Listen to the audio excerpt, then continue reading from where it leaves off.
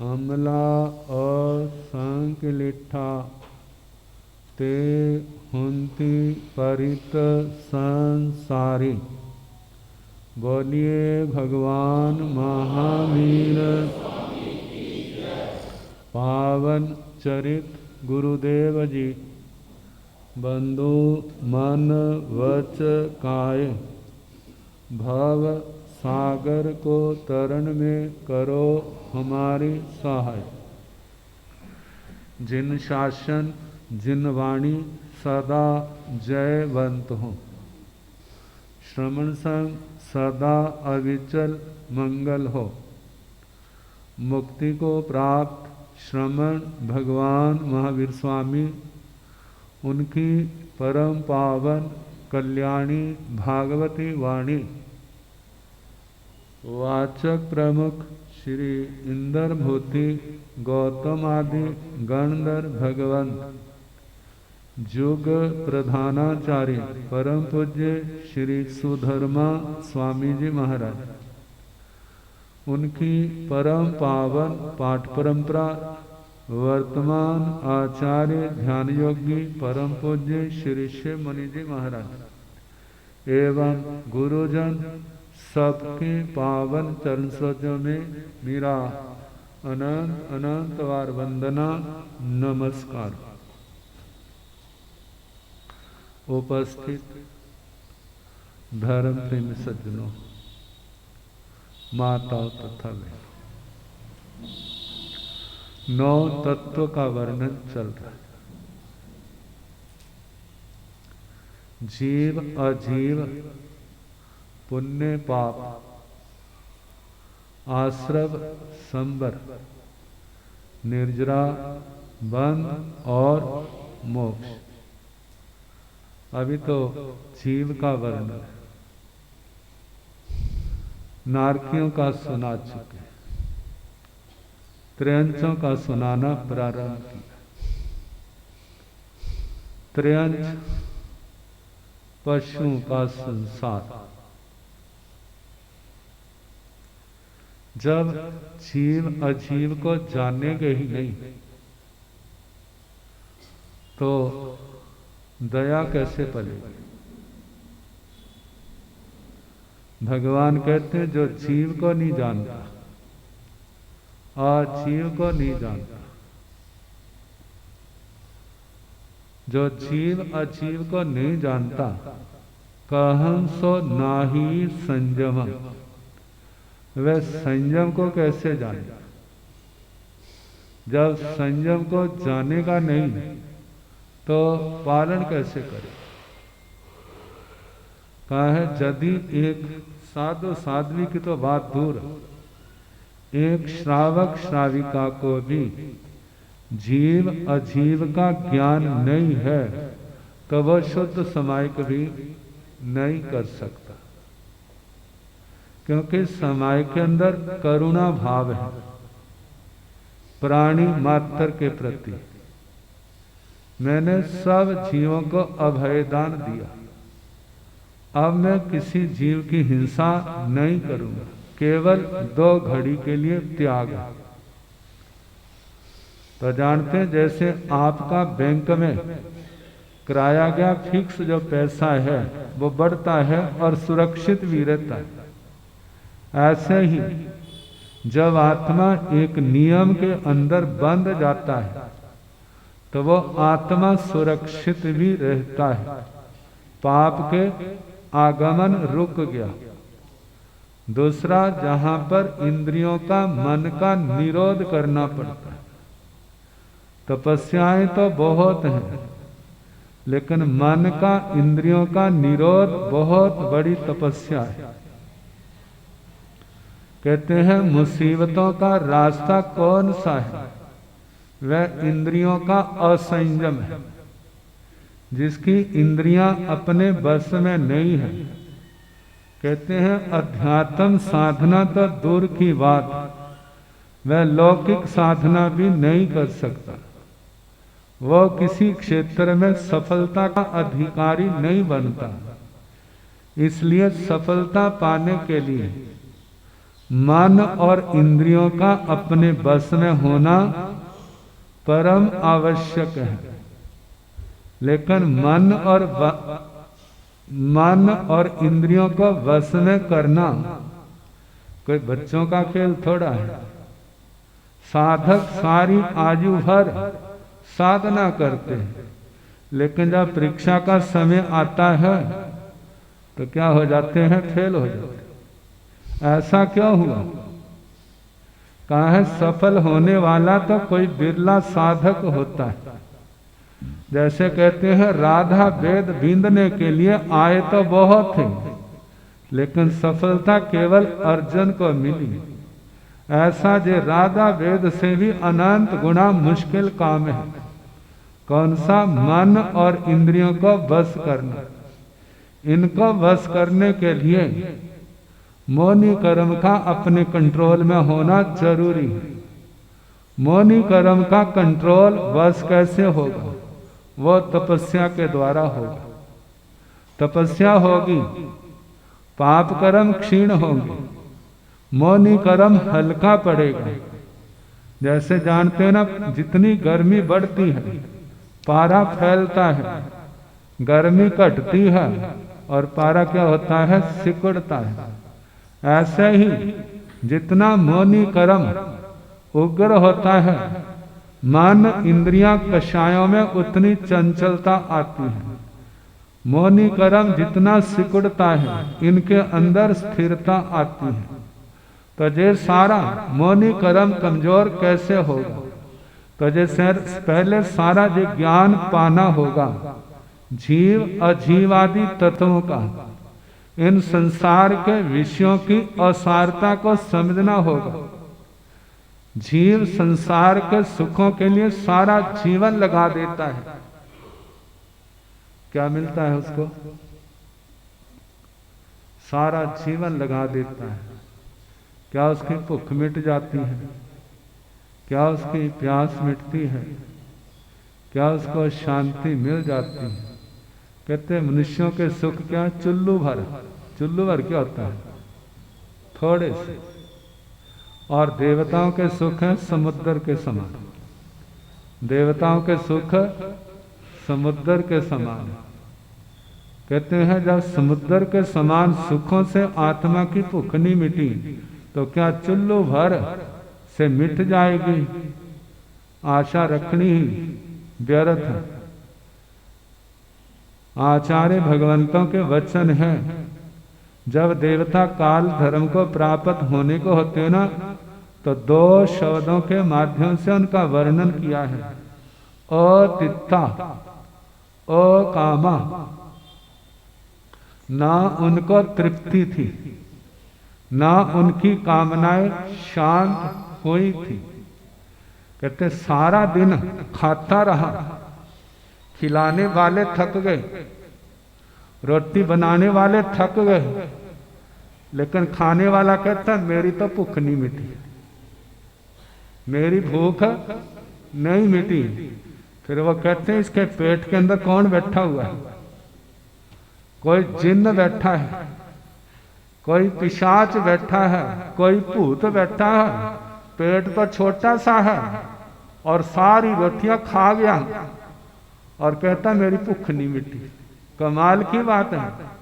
सारा जीवन संसार के दिव्य सुखों को भोगते रहे, फिर कहते साडी भूख नहीं मिटी। तो कहा जब सारे जीवन में भूख नहीं मिटी तो याद रखना आगे भी मिटने वाली नहीं है। इनको मिटाने का रास्ता कौन सा है? इनको मिटाने का रास्ता कौन सा है? कहते भूख को मिटाना है तो फाका रखो।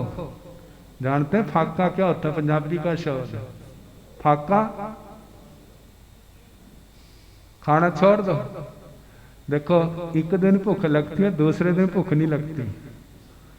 उपवास करते हैं ना, एक दिन भूख लगती है, दूसरे दिन भूख नहीं लगती, लेकिन वीकनेस महसूस होती है। भूख क्या होती है? मर जाती है। 28 हो गई है, जे तो है पारना करना है, लेकिन खाने का मन नहीं करता।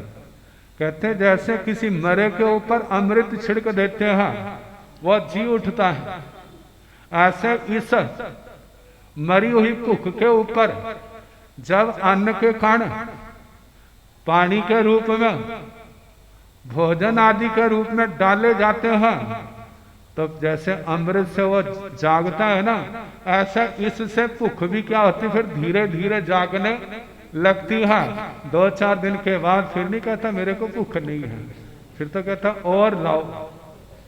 तो कहा इसी प्रकार जे काम भोगों की जो भूख है, जे काम भोगों का सेवन करने से कभी ना शांत हुई है ना शांत होने वाली है, आगे भी शांत नहीं होगी। कहते हैं जैसे अग्नि के अंदर लकड़ियां जितनी डालोगे आग बुझेगी नहीं, आग क्या होगी, बढ़ती जाएगी। इसी प्रकार संसार के सुखों का जितना सेवन करोगे, जो संसार की भूख इस आत्मा की उतनी ही ज्यादा क्या होती जाएगी, बढ़ती जाएगी। अब इसको मिटाना है तो मिटाने का साधन है इनका परित्याग, छोड़ना। कहते कि मैं छोड़ दें, कैसे छोड़ दें? कहा जैसे मर्जी छोड़ दो, छोड़ना तो होगा। क्या कैसे छोड़ो? कहते ऐसे छोड़ना। सोने की थाली है, हीरे जड़े हुए हैं और रत्नों वाली कटोरियां हैं, उसके अंदर बढ़िया बढ़िया भोजन पड़ा है। खाने को जब लगे, किसी ने कहा अरे रुक जाओ, कहते क्या बात? कहते इसके अंदर जहर है।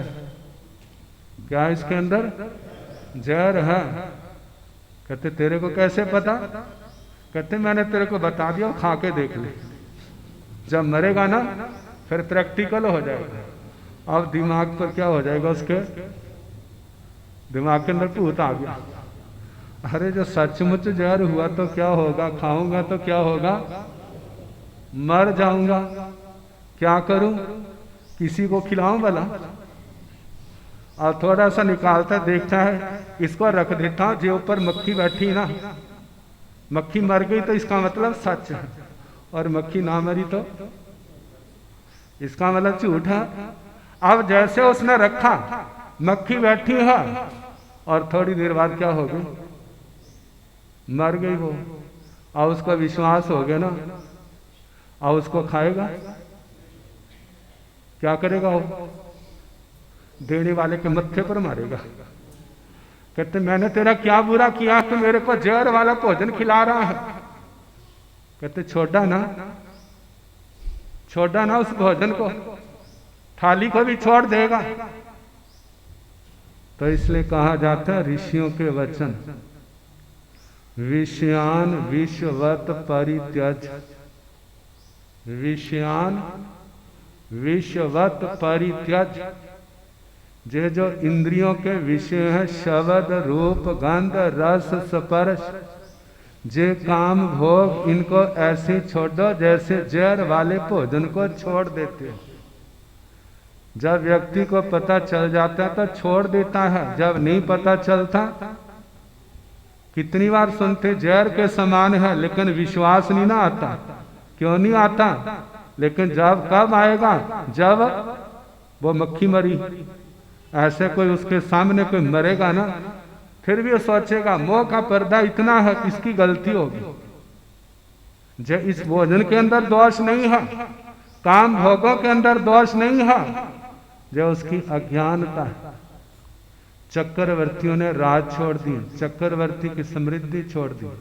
देखो आपके जितने तीर्थंकर भगवान सारे 3 तो चक्रवर्ती सम्राट थे, बाकी राजे महाराजे। कहा जाता भगवान मल्ली जी, उन्होंने भी राज नहीं किया। भगवान अरिष्टनेमी जी, भगवान पार्श्वनाथ जी, भगवान महावीर स्वामी जी और भगवान वासु पूज्य जी, इन्होंने राजगद्दी को स्वीकार नहीं किया। तो कहा जाता बाकी सब ने राज छोड़े। किन्होंने राज पाने के बाद छोड़ा, किन्होंने पाने से पहले क्या कर दिया, छोड़ दिया, क्या कमी थी उनको। लेकिन जब समय आया, आत्मभोगावली कर्म क्षय हुए, सब कुछ छोड़ करके कौन सा रास्ता लिया। तो कोई कह सकता हमारे आपके क्या भाव है, सारे साधु बन जाएं, सारे साधु बन जाओ। कहते कोई मुसीबत नहीं है। कहते साधु बन जाएंगे तुम्हें रोटी कौन देगा। कि रोटी की बड़ी चिंता है। जिसके नाम के साधु बने वो अपनी चिंता करेंगे। वो क्या करेंगे, अपने आप चिंता करेंगे। भगवान गौतम स्वामी जी के पास 1500 साधु सन्यासी साधु बन गए। जब साधु बन गए, रास्ते में चले तो कहते भूख लगी है। कहते क्या खाओगे। कहते मन तो खीर खाने का करता है, मन तो खीर का लगता है करता है, बाकी जो दे दोगे खा लेंगे। गौतम स्वामी जी भिक्षा के लिए गए, एक छोटी सी पात्री में खीर मिल गई। जब कहते बैठ जाओ। कहते लाए क्या हो। कहते खीर लाया है। कहते इससे तो 1500 एक का भी पेट नहीं भरेगा। महाराज आप ही कृपा कर लो। क्या कर लो। कहते आप ही कर लो, हम कहीं और देख लेंगे। कहते नहीं, पहले आपको खिलाऊंगा फिर क्या करूंगा, फिर मैं खाऊंगा। भगवान गौतम स्वामी जी महाराज अक्षीण महानस लवधि के धनी थे। जब से दीक्षा ली बेले बेले पारना करते थे। पारने वाले दिन एक टाइम गौचरी को उठते थे। उनका समय स्वाध्याय में द्वादशांगी वाणी के निर्ग्रंथ प्रवचन के केवल ज्ञाता ही नहीं, भगवान का सुन करके त्रिपदी को सुन करके उन्होंने उसकी रचना की थी। पढ़ते थे, पढ़ाते थे, सारा जीवन ऐसे ही गया था, कोई दुनियादारी की बात नहीं। ऐसी घोर साधना करते, ऐसी महान लब्धि उनको पैदा हो, लेकिन प्रदर्शन नहीं करते। कहते 1500 साधु हैं, लब्धि का प्रयोग नहीं किया। और ऐसा होता जिनको जो लब्धि होती है दिखाते नहीं है।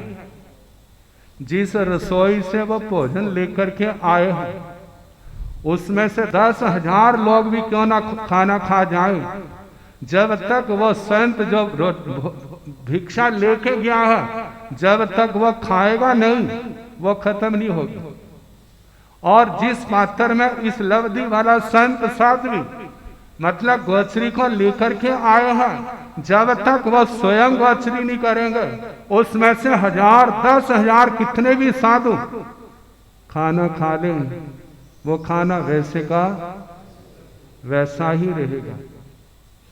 इस बात का दर्शन करना हो तो जिन्होंने महामुनि महाप्राण पूज्य श्री मयाराम जी महाराज की जीवन गाथा पढ़ी होगी, उनके जीवन में जो प्रसंग आता है, 1.5-2 रोटी लेके आए थे, संत कितने हैं, उन्होंने उसके ऊपर कपड़ा डाला और सबको रोटी बहराते जा रहे हैं। कहते महाराज अपने वास्ते भी रख लो। कहते चिंता ना करो, सबको खिला दिया। जब कपड़ा हटाया तो रोटी वैसी की वैसी।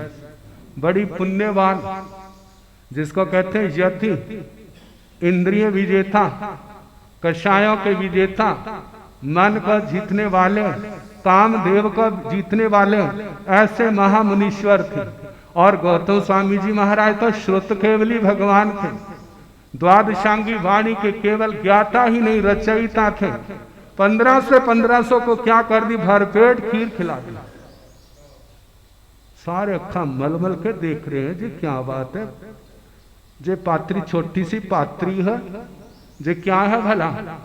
जैसे महाभारत में उस बर्तन का वर्णन आता ना, जो सूर्य की उपासना करके युधिष्ठिर ने प्राप्त किया था। और कहा जाता जब तक द्रौपदी खाना नहीं खाएगी, कितने लोगों को खाना खिला दो, जो भोजन पात्र खाली नहीं होगा। कहते वो तो हम सुनते थे, वो तो हम पढ़ते थे, लेकिन ऐसा हमने देखा नहीं, लेकिन आज हम साक्षात देख रहे हैं। क्या इनकी पात्री वैसी तो नहीं है? थोड़ी सी खीर 1500 भरपेट खिला दिया और फिर खीर की क्या है, वैसी की वैसी है। फिर उसके बाद जब सबको कहते और चाहिए, कहते भगवान अब तो भरपेट पेट हमारा भर गया, कहते अब मैं खा लूं, कहते भगवान कृपा करो। और जैसे उन्होंने खाया, पात्रा क्या हो गया, कहते चलो बिहार का।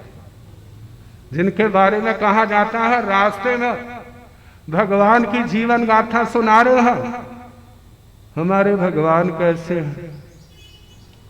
समणे भगवान महावीर सुनारे 500 को जिनकी जेठ अभिग्रह था तेले तेले पारने का, रास्ते में केवल ज्ञान हो।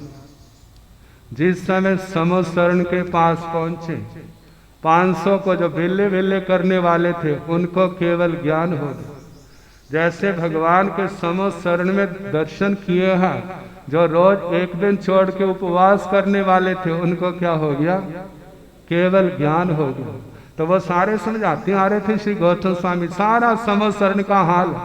ऐसे भगवान स्फटिक सिंहासन के ऊपर होंगे, वहां पर गणधर होंगे, वहां पर केवली होंगे, मन प्रज्ञानी होंगे, ऐसे प्रवर्तनी साध्वी होगी, दूसरे साध्वियां होंगे, सारा साधु साधु ऐसे श्रावक श्राविकाएं बैठे होंगे।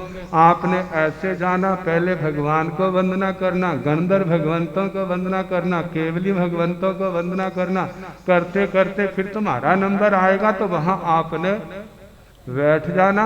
उनको तो ये समझाया था, लेकिन जब भगवान गौतम स्वामी जी भगवान महावीर स्वामी को वंदना करने आगे निकले हैं, कहते वो भी आ रहे होंगे, कौन, 1500। लेकिन 1500 ने भगवान को भाव बंधन किया और केवलियों की सभा में चले गए। जब गौतम स्वामी जी वंदना करके उठे और पीछे मुड़कर देखने लगे, वो कहाँ गए, कोई भी दिखाई नहीं दे रहा। जब ध्यान से दूर देखा तो केवलियों की परिषदा में जा रहे हैं। जब उनको जाते देखा, कहते भले आदमी तुम्हें इतना समझाया, केवलियों की सभा में जाने से पहले केवली बनो, उनके साथ बैठ करके उनकी आशातना मत करो। और जिस समय गौतम स्वामी ने जो शब्द कहे तो उतनी देर में गौतम जी के कानों में शब्द क्या पड़े, हे गौतम केवलियों की आशातना मत करो। क्या कहा, हे गौतम केवलियों की आशातना मत करो। क्या कहा भगवान, केवलियों की आशातना ना करो। अभी तो इनको रास्ते में मैंने दीक्षा दी है, और ये क्या बन गए, केवली बन गए। कहते हाँ केवली बन गए। क्या बन गए, कहते उस समय गौतम स्वामी को अधृति ने घेर लिया, मतलब अधृति, अधैर्य, अधीरता। अरे मेरे को इतना समय हो गया, मेरे हाथों के द्वारा दीक्षित जो थे उनको केवल ज्ञान हो गया और मेरे को अभी तक केवल ज्ञान नहीं हुआ। कहने लगे भगवान मेरे में क्या कमी रह गई है। कहते एक कोई कमी है। क्या है, केवल एक ही कमी है। कहते वो क्या, जो तेरे मन में मेरे भगवान, मेरे भगवान, मेरे क्या है भगवान, मेरे प्रति जो राग है वो तेरा बाधक है। तू अभी छोड़ दे तो अभी तेरे को केवल ज्ञान हो जाएगा। तो कथाकार कहते गौतम स्वामी ने क्या कहा था, भगवान जे भगवान छोड़ने से मेरे को केवल ज्ञान मिले ना, तो मेरे को केवल ज्ञान नहीं चाहिए, मैं ऐसे ही ठीक हूं, भगवान नहीं छोड़ूंगा। तो जन्म जन्म का अनुराग था भगवान के प्रति। कहते वो अनुराग मजीठिया रंग जैसा था। तो भगवान ने कहा था जब तक मैं इस देह में रहूंगा तेरे को केवल ज्ञान नहीं होगा। जब मेरा निर्वाण हो जाएगा और उसके थोड़ी देर बाद आपका मोह का बंधन का जो निमित्त है वह टूट जाएगा और उसके बाद तेरी आत्मा वीतरागता की ओर बढ़ेगी और तेरे घाती कर्म क्षय होंगे और तेरा केवल ज्ञान केवल दर्शन। और वैसे ही तो कहा जे साधना का मार्ग इन सबको जानना, किसको? पृथ्वी काय को, अप काय को, तेजस काय को, वायु काय को, वनस्पति काय को। पृथ्वी काय के दो भेद, सूक्ष्म बादर बड़े सूक्ष्म जीव हैं, लेकिन जिसने मोक्ष में जाना है तो उसको ये जानना होगा, पहचानना होगा और इनके प्रति दया के भावों की वृद्धि करनी होगी, पूर्णता में आना होगा, तभी वो रास्ता खुलेगा, अन्यथा नहीं। जो सूक्ष्म है वो तो हमारी नजरों का विषय नहीं है, वो तो आगम के अंदर कहाँ है, भगवान ने कहा है, वो आज्ञाग्राही है। जो बादर है सूक्ष्म दिखाई में नहीं देते, लेकिन जब उनका ग्रुप इकट्ठा हो जाता है तब हमारी नजरों में आ जाता, क्योंकि सूक्ष्म जब अनेक हो जाते वह स्थूल आकार बन जाता है। भगवान के द्वारा बताए गए लक्षण जब वहाँ घटते हैं तो एक सम्यक दृष्टि जीव सोचता है, जहाँ पृथ्वी काय के जीव है, मिट्टी है जिन जीवों का शरीर, तो वो उनकी दया पालता है। ऐसे आपकाय पानी है जिन जीवों का शरीर, तो वो उस पानी की दया पालता है। एक पानी के अंदर चलने वाले रहने वाले जीव हैं और एक ऐसे पानी ही जिन जीवों का शरीर है, जहाँ पर कह देते हैं यदि ऐसा है तो हमारा जीना कैसे होगा। कहा जाता है जीवन दो हिस्सों में बंट जाता है, एक साधु जीवन, एक गृहस्थ जीवन। साधु जीवन के लिए उपदेश है पूर्ण रूप से हिंसा का त्याग करे। श्रावक जीवन में जो जिसके बिना जितने के बिना हमारा गुजारा नहीं होता, उतनी लिमिट करके उसके बाद क्या कर देते हैं, उपरांत त्याग कर देते हैं। इस कारण से पूर्ण व्रत तो नहीं पलता, लेकिन ज्यादा से ज्यादा पल जाता है। आज उसने बहुत छोड़ दिया है, थोड़ा सा रखा है, साधना करता जाएगा, आत्म बल एक दिन प्रकट होगा तो इसको भी छोड़ करके वो अपने आत्म कल्याण के मार्ग पर बढ़ जाएगा। तो कहा जाता है कि इस प्रकार अपकाय का जीव पानी आदि नदियां हैं, नाले हैं, समुद्र है, बरसात है, कितने प्रकार का पानी, जो सारे अपकाय के जीव है। तेजस का अग्नि के जीव जिनके अंदर कहा जाता है जैसे हमारे प्राण है ऐसे उनके अंदर, जैसा हमारा जीवन है ऐसे उनका जीवन है। जैसे हमें सांस की जरूरत है ऐसे उनको सांस की जरूरत है। जैसे हमें आहार की जरूरत है ऐसे उसको भी आहार की जरूरत है। यदि उस अग्नि काय के जीवों को आहार ना ईंधन ना मिले तो बुझ जाते हैं। यदि उनको ऑक्सीजन ना मिले तो वो भी क्या हो जाता है, बुझ जाता है। जैसे दीवा जल रहा है, अग्नि जल रही है, उसको बर्तन से कवर कर दिया जाए तो थोड़ी देर जलेगी, उसके बाद क्या हो जाती है, बुझ जाती है, क्योंकि वो स्थान ऑक्सीजन खत्म हो गया और कार्बन डाइऑक्साइड से क्या हो गया, भर गया, जिसके कारण से उन जीवों का बद उनकी मृत्यु होगी। तो कहा इन लक्षणों से जाना जाता है कि तेजस काय के अंदर भी क्या है, प्राण है, उनके अंदर भी जान है, आत्मा है। ऐसे वायु काय के जीव, हवा है जिन जीवों का शरीर, वो वायु काय के जीव, जे भी दो दो प्रकार के सूक्ष्म बादर पर्याप्त और पर्याप्त करके। अब इसके आगे वनस्पति का आएगा, वो कल जैसे समय होगा सुनाने का प्रयास करें।